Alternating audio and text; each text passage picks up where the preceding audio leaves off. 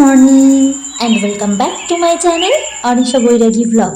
কেমন আছো সকলে? আশা করছি সকলেই ভালো আছো। আমি অনিশা তোমাদেরকে সঙ্গে নিয়ে ব্লগটা এখন থেকে শুরু করছি। আজকের বারটি ছিল রবিবার, এখন সময় হয়েছে 8:30। সমস্ত কাজ বাজ সেরে পুজো দেওয়ার আগে ভাবলাম ঘরের আসনটা একটু পরিষ্কার করলাম। আমার ঠাকুর ঘরের দোকানের যে ঠাকুরটা পাতা আছে সেখানে আসন পরিষ্কার করে তার কিছু কাপড় আমি এখন ভিজিয়ে দিচ্ছি সার্ফে। আর কালকে যেহেতু লক্ষ্মী পুজো, তাই সমস্ত বাসন একবারে বের করে নিয়েছি। কালকের বাসন আলাদাভাবে তো মাজতেই হবে, তাই ভাবলাম আজকে সমস্ত বাসন মেজে গুছিয়ে রাখি। কাল অনেকটা সকাল সকাল পূর্ণিমা লাগছে, তাই কিন্তু অনেকটা সকালেই পুজো হয়ে যাবে। লক্ষ্মী পুজো করার নিয়ম সন্ধ্যাবেলায়, তবে আমরা যে ব্রাহ্মণকে দিয়ে পুজো করাই প্রতি বছর, তার আবার এবার থেকে আগেই বুকিং করা আছে অন্য জায়গাতে। তো ওর সন্ধ্যাবেলায় আসতে মানে রাত্রে আমাদের বাড়িতে আসতে অনেকটা লেট হবে। তো ততক্ষণ আমার শাশুড়ি মা পারবেন না, উপোস করে থাকতেন, বয়স হয়েছে, তাই উনি বলছে আমি অতক্ষণ পারবো না, সকাল সকালই এবছর পুজো করে নেব। সেই কারণে একটু তোড়জোড়টা একটু আগে আগেই করতে হচ্ছে, গোছাগুছিটা। তাই ভাবলাম কিছু বাসনগুলো মেজে আমি শোকাতে দিয়ে দিয়েছি। এখানে জলটা ঝরতে দিয়ে দিয়েছি, বাসনগুলো আগে থেকে মাজা থাকলে অনেকটা বড় কাজ হয়ে যাবে। সেই ভেবে কিছু বাসন আমি মেজে রেখে দিলাম এখানে। তারপর আমি এখানে ঠাকুরের যে ছোট ছোট কাপড়ের টুকরোগুলো আমি ধুয়েছিলাম বা কেচেছিলাম সেগুলিকে মেলে দিচ্ছি। পুরো মেঘলা ওয়েদার, আকাশ ঘিরে পুরো মেঘ হয়ে রয়েছে, আর বৃষ্টি ঝিরিঝিরি করে হতেই আছে, বৃষ্টি কমার কোনো নাম নেই। তার ভেতর দিয়েও কিছু জামা কাপড় ধোয়া বা যে সমস্ত কাজ আমাদের সংসারে থাকে সেগুলো কিন্তু বন্ধ নেই, সেগুলোকে আমাদের করতেই হচ্ছে। আমি এদিকে বেডশিটটাও চেঞ্জ করে নিচ্ছি। ষষ্ঠীর দিন বেডশিট পেতেছিলাম, নতুন বেডশিট পেতেছিলাম, তবে সেগুলি আর শেয়ার করিনি, কারণ আমাদের এখানে মহালয়ার দিন থেকে শুরু হয়ে যায় হচ্ছে মাইক বা গান। তো এই কটা দিন এক নাগারে গান চলেছে বা মাইক চলেছে, তাই ভয়েস ওভার দিতে পারবো না, সেই ভেবে আর কোনো ভিডিও আমি করিনি। তারপর আমি একটা বেডশিট এখানে বের করে নিচ্ছি, যেই বেডশিটটা আমি আমার খাটে পাতবো সেই বেডশিটটা আমি বের করে নিয়েছি। নিয়ে আমি বেডশিটটাকে ভালোভাবে চারি সাইড গুছিয়ে আমি পেতে নিচ্ছি। আর কাল পুজো, আজ আসার কথা ছিল আমার ননদের, তবে উনি আসতে পারবেন না, ফোন করে জানালেন উনি হয়তো কাল আসবেন। তো আমি এদিকে সেই কারণেও বেডশিটটা তুললাম। তারপর একটা সপ্তাহ হয়ে গেছে বেডশিট পাতা ছিল, সেটা তোলার প্রয়োজনে ছিল, আজ তুলবো কাল তুলবো করে করে আর হচ্ছিল না, তাই আজকেই তুলে ফেলেছি। কাল এমনিতেও একটা ফ্রেশ বেডশিট আমি পাততাম, তারপরও ভাবলাম আমি আজকেই যতটা পারি কাজে গিয়ে রাখি।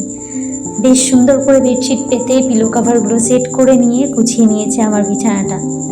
এরকম বিছানা গোছানো থাকলে আর কিছুই মনে হয় না, মনে হয় গিয়ে কতক্ষণে ওর উপর একটা ঘুম দেব। এদিকে বিছানাটা গুছিয়ে নিয়ে মেঘ করে এসছে আবারও পুরো আকাশ ঘিরে। একটু হালকা হাওয়া হচ্ছিল, রোদ্দুর ওঠেনি, তবে বাইরে জামা কাপড়গুলো দিয়েছিলাম। দুদিনের জামা কাপড় এখানে জমেছে, পরশুর জামা কাপড় ও কালকের কিছু ধোয়া জামা কাপড় এখানে রয়েছে। আজ অনেকটাই জল টেনে গেছে, কারণ খানিকক্ষণ বৃষ্টি ঝরেছিল, তবে রোদ্দুর ওঠেনি, হাওয়ায় হয় খানিকটা শুকিয়েছে। পরশুদিনের যেগুলো ধোয়া ছিল সেগুলো শুকিয়ে গেছে প্রায়, আর কালকের যেগুলো ছিল ধোয়া সেগুলো একটু বেশি ভিজে আছে, তবে হয়তো সিঁড়িঘরে মেলে দিলে হয়তো বা শুকিয়ে যাবে। সেই ভেবে আমি জামা কাপড়গুলো মেলেছিলাম, এখন সমস্ত জামা কাপড় তুলে নিচ্ছি। এই পাশের ছাদটিতেও জামা কাপড় আছে, আর ওই ঘরের ছাদটিতেও জামা কাপড় রয়েছে। তারপর এদিকে বাইরে ঝিরিঝিরি বৃষ্টি শুরু হয়ে গেছে, তাই আমি যে জল চৌকিটা ধুয়ে দিয়েছিলাম সেটি নিয়ে আসলাম, সঙ্গে যে বাসনগুলো ধুয়ে রেখেছিলাম সেই বাসনগুলিকে তুলে ঘরে রাখলাম। আমি বিকালবেলা বসে হাতে একটু মেহেন্দি পড়েছিলাম।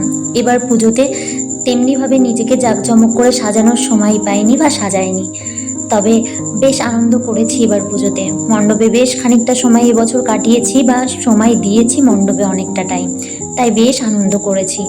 এদিকে রেডি হচ্ছি, সন্ধ্যাবেলায় বেরাবো হচ্ছে ঠাকুর পুজোর বাজারটা সারতে। কাল পুজো, তার আগে বাজারটা করে ফেলবো। আর আজ ভাবছি হাতের যেই শাখা পলাটা রয়েছে বা শাখা পলা ভেসলেট জোড়া রয়েছে সেটিকে খুলে এখন শাখা জোড়া পরবো, কারণ কাল পূর্ণিমা লেগে যাচ্ছে, তারপর আর পরতে পারবো না। ওই যে যতই আমরা স্টাইলিশ হতে যাই না কেন, তারপরও কিন্তু এই শাখা পলার প্রতি আকর্ষণটা একটা থেকেই যায়। মনের ভেতর খুঁতখুত করছিল, যতই শাখার মুখ থাকুক না কেন পলার মধ্যে, তবে শাখা না পরলে কেমন যেন লাগছিল। কাল লক্ষ্মী পুজো, তাই আগে শাখা জোড়া পরলাম, সঙ্গে রূপোর যে বাঁধানো কলাটা ছিল সেটিও পরলাম। তারপর এখানে রেডি হয়ে নিয়েছি, একটা চুড়িদার পরেছি, সঙ্গে একটা সেফটি পিন করে নিলাম, নইলে ওড়নাটাও গা থেকে বারবার সরে যাবে। আর এদিকে আমরা টোটোতে বসে আছি, আমরা বেরোবো বাজার করতে, সঙ্গে বাবানও গেছে। আর এখানে খুব সুন্দর ছোট্ট ছোট্ট লক্ষ্মী প্রতিমা ছিল, সঙ্গে বড় প্রতিমাগুলো ছিল। তবে আমার শাশুড়ি মায়ের আসন যেহেতু ছোট, সেই আন্দাজে ছোট্ট একটি প্রতিমা আমরা নিলাম। বাবানের কাছে দেওয়া হয়েছে, বাবান কোলে করে নিয়ে গাড়িতে গেছে। আর এখান থেকে আমি কিছু দশকর্মার বাজার করেছিলাম, যেমনি এই যে শোলার ফুল, শোলার মালা, ধানের ছড়া, তারপর লক্ষ্মীর পুজোর যে দশকর্মার বাজার থাকে সেই সমস্ত কিছু এখান থেকে নেওয়া হয়েছিল। যা যা প্রয়োজন ছিল, যা যা মনে ছিল আমার, সেগুলি আমি নিয়েছিলাম। আর এবার পুরো বাজারটা নিজে হাতে করতে পেরে যে কি শান্তি লেগেছিল, সেটা ভাষায় প্রকাশ করার মতো না। পুরো বাজারে জল জমে গেছে নিচু জায়গাগুলিতে, আর আমি সাইড দিয়ে হেঁটে হেঁটে বাজারটা করছিলাম। বাবানের পাপা, বাবানের কাকু আর বাবান গাড়িতেই ছিল। আর এখানে বেশ ফ্রেশ পদ্ম ফুল ছিল, সেখান থেকে 2টি পদ্ম আমি নিয়েছিলাম, সঙ্গে কিছু ফুল, আর এখান থেকে 2টো ধানের ছড়া নিয়েছিলাম। তারপরে গেছিলাম আমি খই মুরগির দোকানে, সেখান থেকে কিছু খই মুরগি, গুড়, বাতাসা, খই মুরগি, তারপর মোয়া, যেগুলো প্রয়োজন ছিল সেগুলো সমস্তটা এখানে আমি নিয়েছিলাম। আর যা যা আমার মনে ছিল সেই সমস্ত জিনিস আমি নিয়েছিলাম, মনে করে করে সমস্ত জিনিস এখানে নিয়ে আমি যাচ্ছিলাম। বাবানের পাপা আমাকে বলেছিল পুরো বাজারটা তুমি এবার নিজে হাতে করো। আর এখানে তারপর গেছিলাম আমি ফলের দোকান থেকে কিছু ফল এখানে দেখেছিলাম, পছন্দ করছিলাম, যা যা প্রয়োজন মনে হলো সেগুলো নিলাম। এখানে অ্যাপেলটা ছিল না, শসা, তরমুজ আর কিছু পেয়ারা আমি নিয়েছিলাম। সঙ্গে লক্ষ্মী পুজোতে আখের প্রয়োজন পড়ে, তাই এখান থেকে 2টো আখও নিয়েছিলাম। তারপর গেছিলাম আর একটা ফলের দোকানে, যেখান থেকে অ্যাপেল, নাশপাতি, ডালিম, চেরি, এই সমস্ত ফল আমি এখান থেকে নিয়েছিলাম।